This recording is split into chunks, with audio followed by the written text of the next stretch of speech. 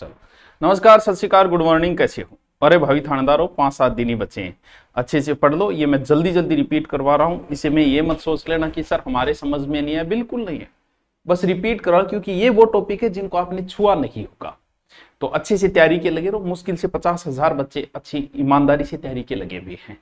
बाकी बस ठीक है, काम चल रहा है और दे रहे हैं, हम दे रहे हैं, वो सोच रहे हैं ऐसा ही ऐसे ही बन जाता है यार, एडिशनल एसपी बन के रिटायरमेंट होते हैं, ऐसी थोड़ी होता है, ऐसा ही कोई है, मजाक थोड़ी है भाई, मजाक। देखो भाई, उन्हीं टॉपिकों में एक टॉपिक लगता है ई कॉमर्स। मैं सीधी सीधी अगर थाना बात बताऊं कि ई कॉमर्स के में थारे मन में आई कि मैं जागे अमेजोन पर एक बढ़िया सी ड्रेस मंगवा लूं, बस वही ई कॉमर्स है, समझ में आए? यानी आप इंटरनेट द्वारा जो भी कुछ करते हो, यानी इंटरनेट शब्द नहीं है, ये इलेक्ट्रॉनिक है। वैसे ई का अर्थ यहां इलेक्ट्रॉनिक है, इलेक्ट्रॉनिक, स्पेलिंग गलत भी हो सकती है।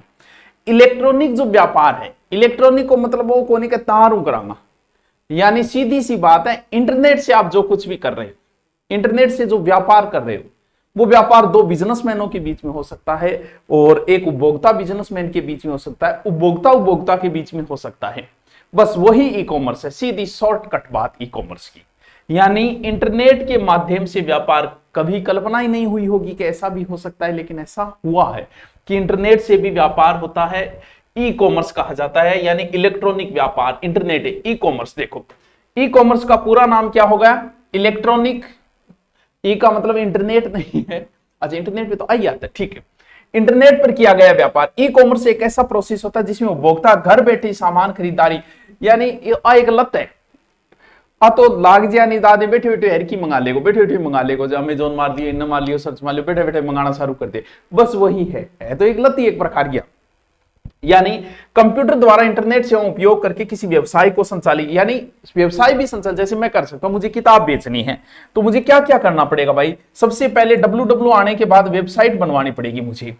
ऐप भी हो सकता है, मैं मेरी वेबसाइट बनवाऊंगा, एड्रेस पता होगा, मेरे पास इंटरनेट भी चाहिएगा और बस आप खरीद सकते हो, उसके अंदर एड्रेस दो, आ गया आपके पास, ये चीजें चाहिए और क्या चाहिए फिर? देखो, ई कॉमर्स कागज रहित व्यवसायिक जानकारी आदान प्रदान करने निम्नलिखित तरीकों का उपयोग है। के तरीकों देखो, इलेक्ट्रॉनिक डाटा इंटरचेंज, ठीक है, इलेक्ट्रॉनिक फंड ट्रांसफर, ठीक है, पैसे भी कैसे होंगे? पैसे भी ऑनलाइन देने पड़ेंगे आपको, यानी एटीएम से, बैंक से, जैसे भी है, ठीक है, बुकलेट बोर्ड होगा, इलेक्ट्रॉनिक मेल होगा, ठीक है, ये नॉर्मल बात है, इनसे कोई पर्सन भी वैसा नहीं बनता है, मुझे नहीं पता इसे क्या पर्सन बनाएगा वो।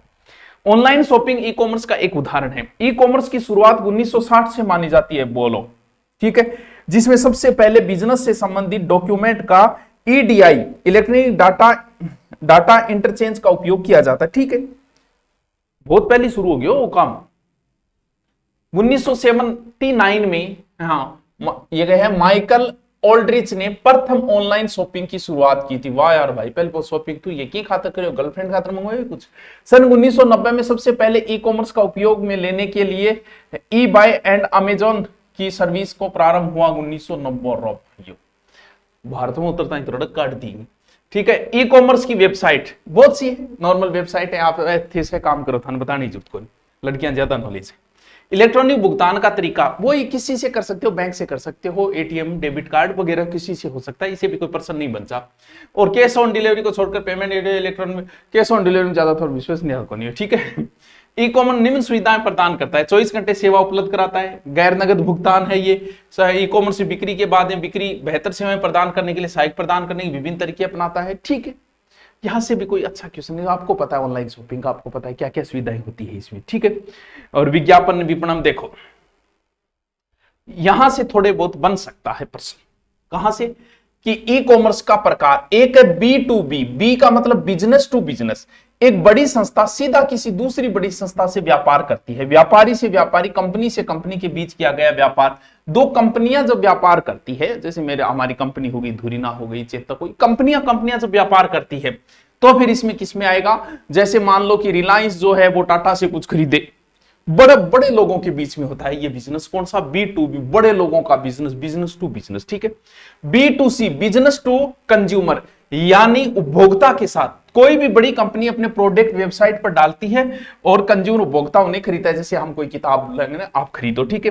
कंपनी तथा उपभोक्ता के बीच इलेक्ट्रॉनिक व्यापार है, ठीक है। अमेजॉन, फ्लिपकार्ट वगैरह आपको सबको पता है, ठीक है। फिर है C2C, कस्टमर से कस्टमर, एक ग्राहक सीधा दूसरे ग्राहक से सामान खरीदता है, बेचता है। दो उपभोक्ताओं का आपस में इंटरनेट में लेन देन, उपभोक्ता, ठीक है।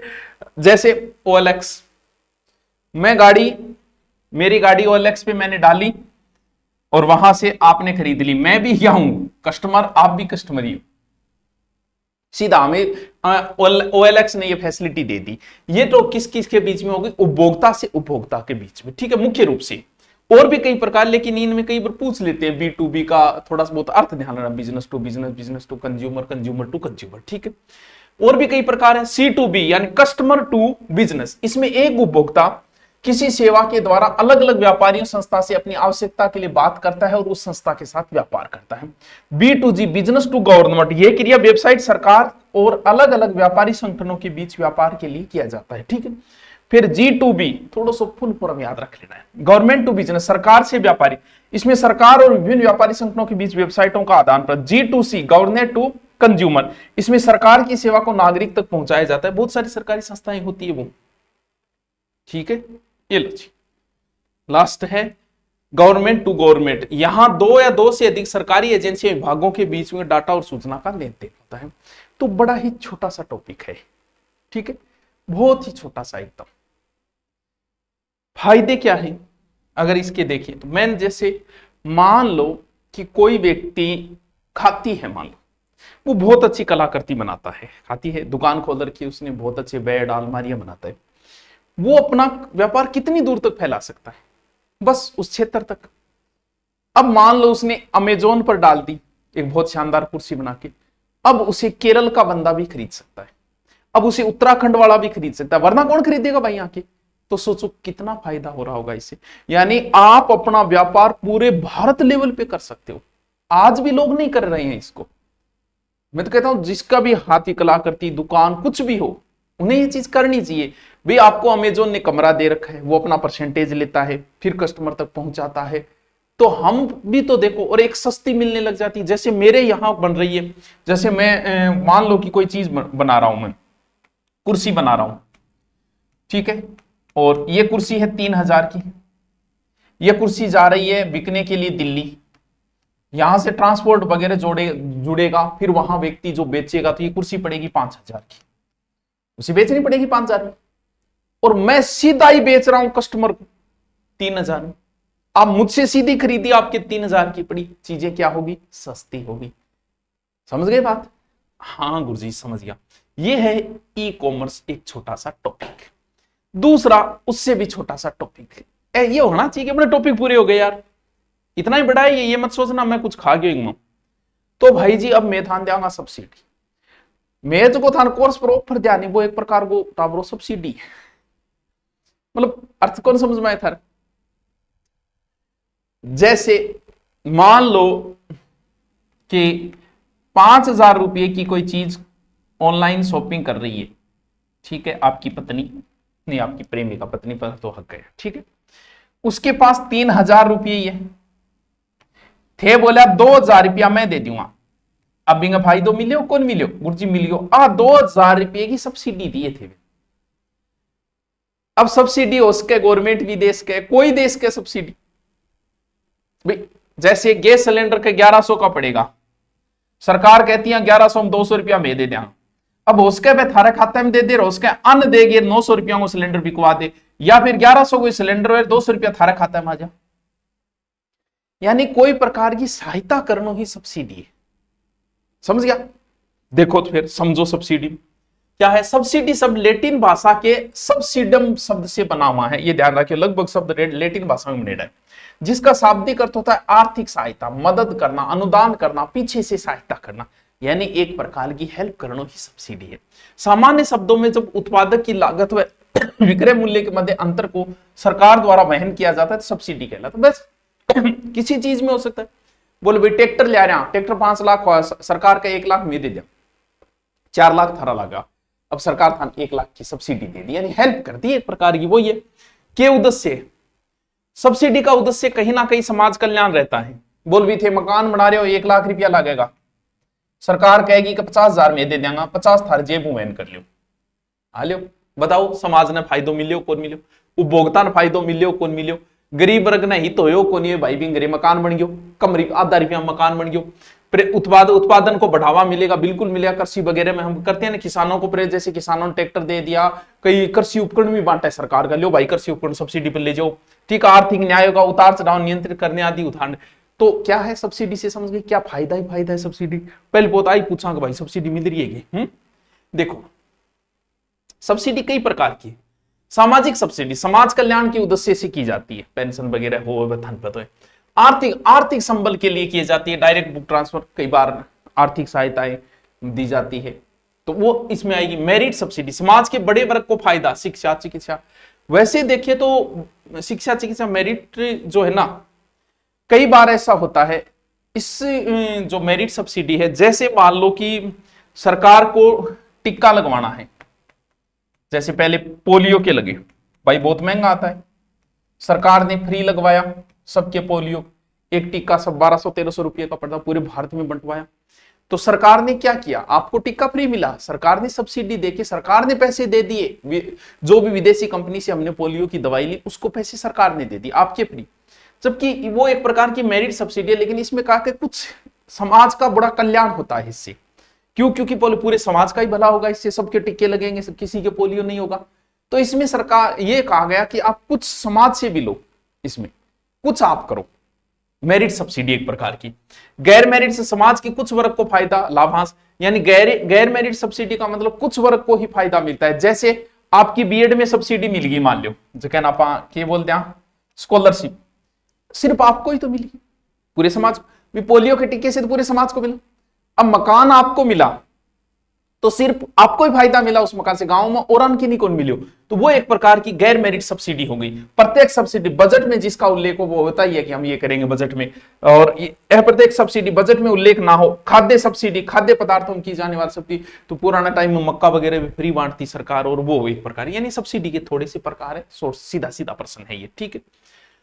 भारत में सब्सिडी के क्षेत्र, कृषि क्षेत्र में दी जाती है, किसानों दी जाए, बहुत सी फ्री चीजें दी जाए, खाद्य में दी जा, उर्वरक में दी जाती है यूरिया, और अपने पेट्रोल डीजल पर तो वही है, गैस में सब्सिडी देंगे, और प्रोत्साहन सब्सिडी न्यूट्रल सेज इनमें, ऋणों पर दी जाने वाली सब्सिडी, सोलर पर दी जानी, सोलर में थान सरकार का इतना रुपया थान कौन कहीं सोलर लगा लो, 5 लाख है, 4 थान है, वापस मिल जाएगा। जैसे आजकल पोली हाउस बन रहे हैं, 1 करोड़ रुपया लगेगा, और सरकार का 80% थान सब्सिडी मिल जाएगी, यानी रुपया 80% थान मिल जाएगा, 20% लगा वो सरकार सब्सिडी है। और ईवी इलेक्ट्रिक वाहन में अब सरकार सस्ता कर रही है कि इलेक्ट्रिक वाहन में सब्सिडी देंगे, बोलो सरकार 100 क्यों करने लग रही है, क्योंकि लोग प्रेरित हो बोले सब्सिडी मिल जाए, ठीक है यार के हैं। चुनौतियों से कोई प्रश्न तो नहीं बनता है, भ्रष्टाचार लापरवाही भी हो जाती है, सब्सिडी राजा हो जाए कई बार किए बैठे। मैं मान लियो पोली हाउस बनवाऊं, मन बेरा पोली हाउस में 1 करोड़ रुपया लगेगा, ठीक है, और 1 करोड़ में लागे सरकार 80%, 80 लाख मन मिल जाएगा, तो भाई मैं इसे जुगाड़ करूंगा कि 50 लाख में बनवाऊंगा और 80 लाख पास करवा लूंगा, और कि 2-4 हजार मैनेजर सामने दे दूंगा। भ्रष्टाचार भी बढ़ जाता है इनमें, सब्सिडी राजा, ठीक है। कुल बजट का लगभग 9%, खाद्य वस्तुओं में 4.27, उर्वरक वस्तुओं में 3.82, और ब्याज पर 0.98 लगभग, एलपीजी गैस में 0.25। ये आंकड़े याद रहे तो ठीक है, बढ़ना, यानी आप समझ गए सब्सिडी क्या है। छोटे छोटे टॉपिक है ये, विशेष को प्रश्न निकालना बड़ा मुश्किल है इनसे। कौन कौन से प्रश्न हो गए, कौन कौन सा टॉपिक हो गया आपका, एक तो हो गया ई कॉमर्स, और दूसरा आपका कौन सा टॉपिक हो गया, सब्सिडी टॉपिक। तीसरा एक और मास देता, समझ में आ जाएगा आपका, ये पढ़ते ही आपके लगभग क्लियर हो जाता है कहां गुरुजी है। यो तो बड़ो ही खतरनाक टॉपिक है भाई, बड़ो ही खतरनाक टॉपिक है। शेयर बाजार बर्बाद होने के लिए कई रास्ते थे, किसी ने बीएड कर ली, किसी ने नौकरी की तैयारी कर ली, किसी ने शेयर मार्केट में पैसा लगा दिया है। बर्बाद होने के कई रास्ते हैं मेरे मित्र। हाँ जी, share market, stock exchange and share market समझने की थोड़ी बहुत कोशिश करना। ये नाम कभी ना कभी आपने सुने ही होंगे। स्टॉक एक्सचेंज क्या होता है? स्टॉक एक्सचेंज एक व्यापक बाजार होता है जहां शेयर, बॉन्ड या अन्य प्रतिभूतियों की लेन देन किया जाता है, यानी स्टॉक मार्केट, सीधा सा बात है मैन। फिर है शेयर मार्केट, स्टॉक एक्सचेंज का एक हिस्सा होता है जहां शेयर का क्रय विक्रय किया जाता है। यानी कंपनी अपने शेयर बांटती है। शेयर का मतलब परसेंटेज हो गया। सीधा सा मान लो कि मेरी कंपनी 100 करोड़ की है, मैं 100 करोड़ की मान रहा हूं अपनी, कहने ये इसकी कंपनी की वैल्यूएशन 100 करोड़ आई है। फिर उसके शेयर बनते हैं कि 100 करोड़ की कंपनी है तो एक शेयर का रुपया 1 लाख होगा। अब कंपनी मान लो कि 100 की जगह कल 200 की होगी तो आपका शेयर बढ़ गया, कंपनी आएगी गर्त में। ठीक है, हाँ शेयर, शेयर किसी भी कंपनी की प्रतिशत हिस्सेदारी होती है, समझ गया, जिसे क्रेता द्वारा खरीदकर उस कंपनी में अपनी हिस्सेदारी शामिल। यानी 100 करोड़ का एक शेयर की कीमत 1 लाख है और मैं क्या करियो 2 शेयर खरीद लिया, इतो मैं मां बिया कंपनी को मालिक बने, लेकिन मालिक बन चुके हो इतो परसेंटेज को। अब अगर घाटा हुआ तो भाई मेरे भी होगा, फायदा हुआ कंपनी के तो मेरे भी होगा। घर बैठे हो मैं बिजनेस कर रही हूं। ठीक है, आ जाओ प्रमोटर्स, जिस कंपनी के द्वारा शेयर जारी किया जाता है उसके संस्थापक को, यानी कोई भी शेयर मार्केट में जब उतरता है तो वो मेन कंपनी का मालिक तो होता है। ये भी जैसे मैं उतरू तो भी हमारी कोचिंग है, कोचिंग का मैं आईपीओ लिया और आईपीओ लेके तो मैं ही हूं प्रमोटर। ठीक है, शेयर होल्डर्स, जो कंपनी शेयर खरीदता है उसे, यानी थे शेयर होल्डर को, थे खरीदोगा क्या गुरजे कंपनी ठीक है चढ़ेगी थोड़े दिन तो आप शेयर खरीद लिया, रुपया कमा लिया, तो शेयर स्वामी शेयर होल्डर कहा जाता है। कंपनी को पब्लिक लिमिटेड कंपनी का दर्जा प्राप्त करना होता है। पब्लिक लिमिटेड ये अपनी पब्लिक ही है, चेतक प्राइवेट पब्लिक लिमिटेड वैसे। ठीक है, ओके। जब कंपनी पहली बार शेयर जारी करती है तो आईपीओ ये लेना जरूरी होता है, और किसी कंपनी को ये मिल जाए समझ लो, छोटी मोटी कंपनियां नहीं उतरती है इसमें, इसकी भी वैल्यूएशन इतनी होनी चाहिए कम से कम, उसके बाद ही उतरती है, बड़ी वैल्यू होती है। ऐसे नहीं कि कंपनी बना ली रही शेयर मार्केट में। आईपीओ मेन चीज होती है सबसे पहले उतरने के लिए, यानी आईपीओ मिले। कई बार कौन सुना मैं तो आईपीओ खाता ट्राई कर, उसके बड़ों को सुने हुए तो कभी, क्यों बड़ी कंपनियों का मामला है, अपने लेवल से ऊपर की बातें हैं। ठीक है, मैं भी अब आया थोड़ा समझे का आईपीओ है कि वेर आईपीओ लेके शेयर मार्केट में उतरे जा, तो पहले बहुत वो एक प्रकार को प्रमाण पत्र है कि आईपीओ। आईपीओ का मतलब इनिशियल पब्लिक ऑफरिंग, ये याद रखना बस, इंपॉर्टेंट चीज है, शुरुआत यहीं से होगी। किसी भी कंपनी द्वारा जारी किए गए प्रथम शेयर। ठीक है, शेयर बाजार का इतिहास, नीदरलैंड डच, ये लो 400 साल पूर्व, चलो नीदरलैंड चलो। विश्व में पहला शेयर बाजार जो है वो एम्स्टर्डम नीदरलैंड में वर्ष 1602। यार यहां पर जहांगीर शासन कर रहा है, छांटा मार के अमल खा गए, उस समय वहां शेयर चल गए थे यार, कितने साल आगे है नीदरलैंड। विश्व का सबसे बड़ा शेयर बाजार है अमेरिका में न्यूयॉर्क शेयर बाजार, अमेरिका सूचकांक डो जोन्स। एशिया का पहला शेयर बाजार भारत बॉम्बे स्टॉक एक्सचेंज और मुंबई 1975 में, सॉरी 1875, यानी अपन भी थोड़ा ठीक में ही आए, एशिया में पहली पहुंच चालू कर दियो अपन। शेयर के प्रकार, एक वे इक्विटी शेयर, समतांश, लगभग इतनी इक्विटी लियांगा मैं, थारी कंपनी खरीदा तो आ इक्विटी आओगी, आ इक्विटी लियांगा। और एक है अधिमान अंश, प्रिफरेंस शेयर। इक्विटी शेयर समतांश के ये शेयर होते हैं जिन्हें आम नागरिकों के लिए उपलब्ध करवाया जाता है और उनकी संख्या अधिक होती है और ये शेयर में वास्तविक स्वामी कहलाते हैं। इन्हें सेलिंग या वोटिंग राइट का अधिकार होता है, ये लाभ हानि के दावेदार होते हैं। क्या होता है सीधा मैं बताऊं, मान लो कि आप मेरे पास आओ कि सर कोचिंग में थारो, सीधो मैं एक और तरीकों बताऊं कि कोचिंग में गुरुजी थे थारी कितनी इनकम है, मैं कह दूंगा भी साल का मैं 10 लाख रुपया मेरे आवे। ठीक है, यानी 10 लाख की मेरे बचत आवे। अब ठीक होगा, मान लो कि मेरी कंपनी चल रही है पहले से, और मेरी चलती हुई कोचिंग में आप पार्टनर बनना चाहते हो, कैसे बनोगे भाई? सर नहीं समझ में आ रहा कैसे बनेगी, मैं क्यों बनाऊंगा भाई? तो फिर आप मुझसे मिलोगे कि सर बताइए आप साल का कितने रुपए कमाते हो, यार आपकी कंपनी की वैल्यू का, मैं कमाने पे मान ले लेता हूं, मैं कहूंगा अभी मैं साल का 12 लाख मान लो, मैं 10 लाख कमाता हूं, या 10 तो थोड़ा था नहीं कम लगा, फिर मैं कहूंगा मैं साल का 1 करोड़ रुपया कमाऊं, एक साल का 1 करोड़। तो थे आ सोचोगा एक साल को बंदो 1 करोड़ कमाओ है, और अपा गुर्जिया 50% पार्टनर बन जाओ। 50% पार्टनर बनता है कि साल का आप थे कितना कमाओगा, 50 लाख रुपया कमाओ, तो मैं कहूंगा बना लूंगा पार्टनर भाई, हमारी वैल्यूएशन है 1 करोड़। तो 50% पार्टनर बनने खातर मैं कहूंगा कि भाई मन तू 10 करोड़ रुपया दे, जद मैं तन पार्टनर बनाऊं 50%। भाई ये थोड़ी बना लूंगा, क्यों थे देखो का 10 करोड़ रुपया को ब्याज हुए 10 लाख किया, हिसाब वहां अपने नुकसान तो को नहीं वे, तो थे मतलब 10 करोड़ रुपया देके और 50% का पार्टनर बन गया। ठीक है, अब मान लो भर्ती आई कुछ, तो थे भी पार्टनर, और 50 लाख की 1 करोड़ की बचत आई को नहीं, बचत भर्ती आई को नहीं, बचत आई 40 लाख, तो थे 50% का पार्टनरशिप हो तो थाने 20 लाख ही दूंगा। एक तो आप ए लियो 10 करोड़ रुपया, 50 लाख रुपया लूंगा मैं तो साल का, तेरी कंपनी घाटे में जाए फायदे में जाए मन मतलब कोई।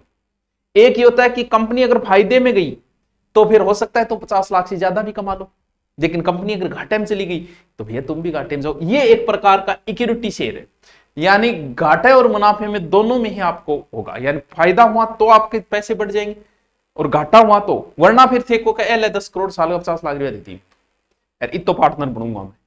लेकिन लगभग ये इक्विटी शेयर ही चलता है। तभी आपने सुना कि एजुकेशन ने तो सबको डुबो दिया, एजुकेशन में बड़ी बड़ी कंपनियों ने ये कहा कि हमने 2000 करोड़ की फंडिंग ली। अब क्या होता है, जैसे मेरे में आप पार्टनर बने, कितने करोड़ रुपए लगा कि 10 करोड़ ये लगाए तो कंपनी में जाते हैं कोचिंग के फायदे के लिए, लेकिन मैं क्या करूंगा इन 10 करोड़ को ऐसे एडजस्ट करूंगा कि जैसे मैं कहूंगा कि मैं टीचर ले आया 50,000 वो टीचर ले मैं 10,000 40,000 मैं चेप लू, यहाँ करके मैं तो रुपया अन्न बचा जाऊंगा, बचाई मैं मेरा एडजस्ट कर दूंगा, कंपनी का टाइम दिखाती हूँ यहाँ करके डुबो दे फाउंडर। तो ये एक प्रकार यानी एक तरीका बताया आपने, शॉर्ट तरीका बताया जिससे आप समझ जाओ। ठीक है, ये इक्विटी शेयर है जिसमें लाभ हानि दोनों अंगों तो ये प्रेफरेंस शेयर, ये शेयर होते हैं जो कंपनी द्वारा चुनिंदा निवेशकों को जारी, ये कुछ स्टैंडर्ड के निवेशक है जिन्हें प्राथमिकता दी जाती है। जैसे मेरी कंपनी है, मैं आज शेयर ऐसे करूं कि मेरे जो इंप्लॉई सिर्फ वो है उनको मैं सस्ते शेयर बेच रहा हूं, ले लो भाई किन लेना है तो फिर बड़े को शेयर। लाभांश निश्चित होता है, ये संख्या में कम होते हैं, इन्हें सेलिंग राइट्स और वोटिंग राइट्स का अधिकार नहीं दिया जाता है। ठीक है, शेयर बाजार दो प्रकार के, एक प्राथमिक शेयर बाजार, एक द्वितीय शेयर बाजार। यहां वे शेयर बाजार होते हैं जहां नए शेयर को खरीद फरोख्त की जाती है और कई पुरानी कंपनियां का शेयर बिका है, तो वो होते हैं सेकेंडरी। प्राथमिकता ज्यादा सती, जैसे आज कोई नई कंपनी आ जाए। प्राथमिक शेयर बाजार, ये शेयर बाजार है जहां नए इक्विटी शेयर खरीदे जाते हैं। ठीक है, इसमें शामिल है आईपीओ और एपीओ और ये चीजें होगी। ठीक है, आईपीओ देखो क्या चीज आ, इनकी फुल फॉर्म याद रखियो, इनिशियल पब्लिक ऑफरिंग। एक पब्लिक लिमिटेड कंपनी द्वारा जब पहली बार शेयर मार्केट में आएगी तो ओ वह मैं आईपीओ ले लियो भाई, मारो आईपीओ आ गया मतलब मैं शेयर मार्केट में बस का। FPO follow on public offer, जब कंपनी वित्त प्राप्त करने के लिए पश्चात जो नए शेयर जारी करता है उन्हें एफपीओ। ठीक है, नए शेयर जो जारी करेगा उसका नाम क्या है, FPO, follow on public offer. फिर है ओएफएस, ऑफर फॉर सेल, जब कंपनी के इलेक्ट्रॉनिक माध्यम से एक दिन के लिए शेयर जारी करता है, उसे काजाज खातर शेयर खुले, खरीदनो तो खरीद लो। हमारी कंपनी की वैल्यूएशन ये है, बढ़ेगी तो फायदो जो थारे घटेगा थे जानो थे, फिर वेट करोगा शेयर कंपनी डूब जाएगी नहीं स्थिर होगा। इन फायदो कंपनी का बहुत है, कंपनी बैठी बैठी बिजनेस करे, लोगों का रुपया लाग रहे, मौज हो रही है भाई, तो स्थायित्व आ जाता है, आईपीओ एड्रेस मिलती है। ठीक, ऑफरिंग फॉर सेल। ठीक है, पीपी प्राइवेट प्लेसमेंट, जब कंपनी अपने चुनिंदा निवेशकों के लिए इक्विटी शेयर जारी करता है। ठीक है, क्यूआईपी क्वालिफाइड इंस्टीट्यूशनल प्लेसमेंट, थोड़ी इंग्लिश थोड़ी कमजोर है, जब कंपनी कुछ चुने हुए संस्था के लिए शेयर जारी करता है। ठीक है, फिर है राइट इश्यू, जब पुरानी कंपनियां नए सिरे से यानी रिन्यू हो गया है, वो क्या होती है, राइट इश्यू। अंग थोड़ी सी फुल फॉर्म याद रखियो, जब टेलीग्राम पर अपन डालेंगे नहीं थोड़ा निकाल देगी शॉर्ट में। दूसरे शेयर, वह शेयर बाजार जहां पुराने शेयर खरीदा जाता है, जिससे बीएसई का, बॉम्बे स्टॉक एक्सचेंज का आज भी चलता है ना, एनएसई नेशनल स्टॉक एक्सचेंज, ये देखो BSE Bombay stock exchange, Bombay stock exchange यह एशिया व्यापार का पहला शेयर बाजार है, ध्यान रहे। संस्थापक प्रेमचंद जी थे इनके, और कब स्थापना हुई, 1875 मुंबई में हुई। सूचकांक सेंसेक्स सूचकांक, नाम सुने सेंसेक्स, पुराना टाइम में DD1 पर, तो ये भारत की 30 बड़ी कंपनियों का सूचकांक है। तो ऐ सारी इंपॉर्टेंट चीज, Bombay stock exchange, Bombay stock exchange Asia का पहला शेयर बाजार है, संस्थापक प्रेमचंद है, स्थापना 1875 मुंबई, ये इंपॉर्टेंट चीज है। दूसरों देखो, national stock exchange, national stock exchange ये भी मुंबई में है, स्थापना 1992 में है, प्रारंभ 1994 में। सूचकांक निफ्टी, निफ्टी नाम सुना होगा आपने कहीं ना, 96 में अस्तित्व, भारत की 50 बड़ी कंपनियों को होता है, भारत का सबसे बड़ा बाजार यही है, कौन सा, एनएससी। सेबी, ये नाम सुना होगा आपने, security and exchange board of India, इनकी फुल फॉर्म याद कर लेना, भारतीय प्रतिभूति विनिमय बोर्ड, स्थापना 1988, मुंबई 1992 वैधानिक दर्जा दिया गया। ये भी थोड़ा ध्यान रखना, इसके क्या है कि नियंत्रण करने का, और इसी का काम है सेबी का। शेयर बाजार को नियंत्रित यही करता है, शेयर होल्डरों को हितों की रक्षा यही करता है। सेबी शेयर बाजार पारदर्शिता को बढ़ाता है, सेबी शेयर बाजार सूचकांक को पारदर्शी, सारा काम है नियंत्रण, ट्रेंडिंग नियंत्रण करना, शेयर बाजार निष्पक्षता करना, छोटे निवेश को संरक्षण करना, सारा इसी का काम है। यानी आपने पैसा लगा, आपके हितों का ध्यान रखती है क्या? सेबी। और सेबी में 9 सदस्य होते हैं। अध्यक्ष जो है वो तुहिन कांता पांडे है। कुल सदस्य 9 है, 1 अध्यक्ष, 4 अन्य सरकारी व 4 विशेषज्ञ होते हैं। भारतीय दुनिया का चौथा सबसे बड़ा स्टॉक एक्सचेंज बाजार है। डीमेट कभी नाम सुना होगा आपने। इसमें उतरने से पहले आपका एक डीमेट अकाउंट होना चाहिए। शेयर बाजार में ट्रेडिंग करने के लिए निवेशकों को डीमेट अकाउंट खोलना अनिवार्य है, तो वो अकाउंट खोल लीजिए, बाद में शेयर मार्केट में उतरीजिए।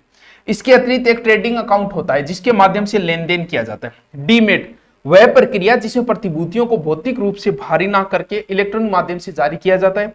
डीमेट अकाउंट के माध्यम से लेन देन होता है। इस खाते से लेन देन की प्रक्रिया सरल एवं पारदर्शी होती है। डीमेट होना चाहिए। कंपनी उतर रही है तो क्या होना चाहिए? आईपीओ।